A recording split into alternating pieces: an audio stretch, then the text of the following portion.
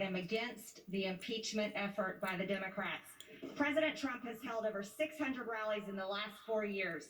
None of them included assaulting police, destroying businesses, or burning down cities. Democrats have spent all this time endorsing and enabling violent riots that left billions in property damage and 47 dead across the United States. Democrats' impeachment of President Trump today has now set the standard that they should be removed for their support of violence against the American people. Well done. Congresswoman Marjorie Taylor Greene, Republican of Georgia, just been on the job for about a week or so, and there she was defending the president. She's back with us tonight. Welcome back. You were on last night. Big hit, by the way. Welcome, Congresswoman. How do you feel about today, first of all? Well, I'm absolutely disgusted with what happened today. What the Democrats are putting the American people through is atrocious. It's a waste of our taxpayer dollars, and they're pouring salt in the wounds of 75 million Americans who voted for President Trump.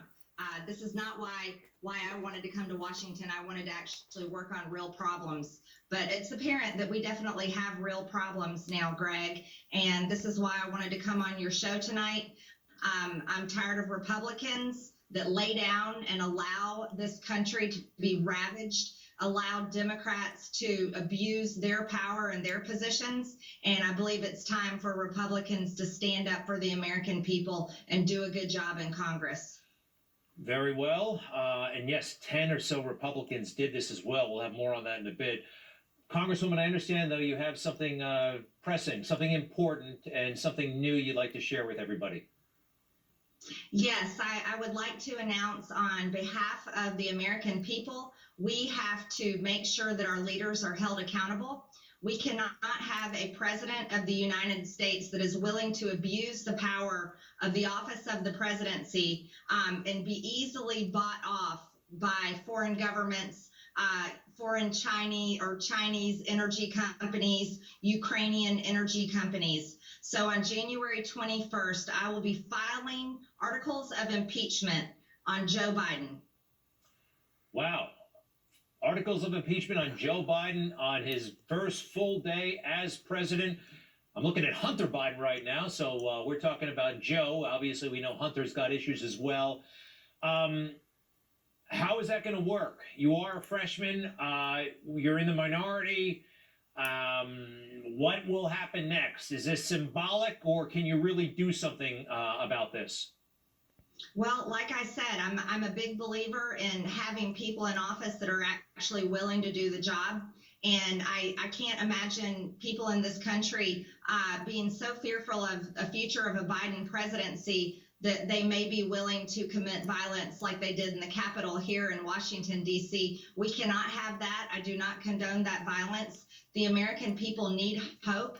They need to know that there are Republicans in Congress that are willing to stand up and fight for them, regardless of being in a minority, regardless of having all odds against us, against me, or against anyone in Congress. We have to hold people accountable. Joe Biden is on record on the phone saying that he would withhold $1 billion of foreign aid if he didn't get his way with these deals with his son, Hunter. And there's an ongoing investigation with Hunter Biden's laptop into being bought and paid for by communist Chinese energy companies. This is a dangerous threat to our country when we have a man that will be holding the power of the presidency, but will so easily and is on record for abusing power. We're going to play that phone call. I'm going to actually make an arrangement to get it in a moment. But while we do that, I want to ask you, and I'm going to just play devil's advocate for a moment. I'm, with you on Joe Biden. His corruption, well, it looks very corrupt. Let's face it. It hasn't been proven 1,000%, but I think it looks very bad and warrants further investigation, definitely. But you just said a moment ago, you didn't go to Congress for this kind of thing. A lot of us are frustrated. I know a lot of the American people are frustrated about COVID relief, and, there are other pressing matters. What do you say to that? That perhaps, we don't need yet another impeachment right after this one, 3 in a year and a half? Maybe let this one go. Just devil's advocate here. No, absolutely not. We don't let criminals serve in our offices like president or even Kamala Harris, who shared the Minnesota Freedom Fund bail link on her social media, asking people to donate money to bail criminals out of jail that attacked small businesses, burned down the city, attacked the police precinct. These people need to be held accountable. Republicans have not been strong enough in doing that. So it's time, if they want to or if they want to lower the bar on what impeachment is, then yes, let's roll with it. And the Americans want this to happen. Americans are sick and tired and fed up, fighting for the economy. We need to reopen America. That's how we get our economy back on track. So we have that phone call, which never received adequate attention from the media. They didn't even try to explain it. They just kind of brushed it aside. But this is Joe Biden talking about, kind of bragging about how he muscled Ukraine into doing what he wanted. It's fascinating. Watch, everybody. This is after he left the vice presidency a few months later.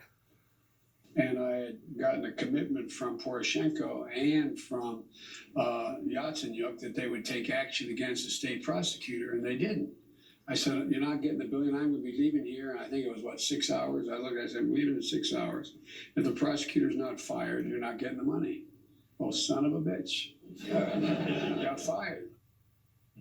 About a year after he left the vice presidency, and it's so wild. He's basically doing out loud what they accused President Trump of doing behind the scenes.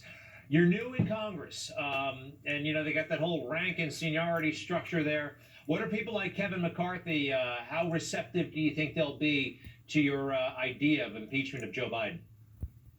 Well, I hope Kevin McCarthy leadership and all of my Republican colleagues will be receptive to the will and the needs of the American people. We don't need a man serving in the presidency of the United States that is guilty of committing the crime of abuse of power and is under investigation with Hunter Biden's laptop, his very own son. This is not the direction our country needs to go in, and I hope my Republican colleagues agree with me. We will be watching very, very closely. Representative Marjorie Taylor Greene.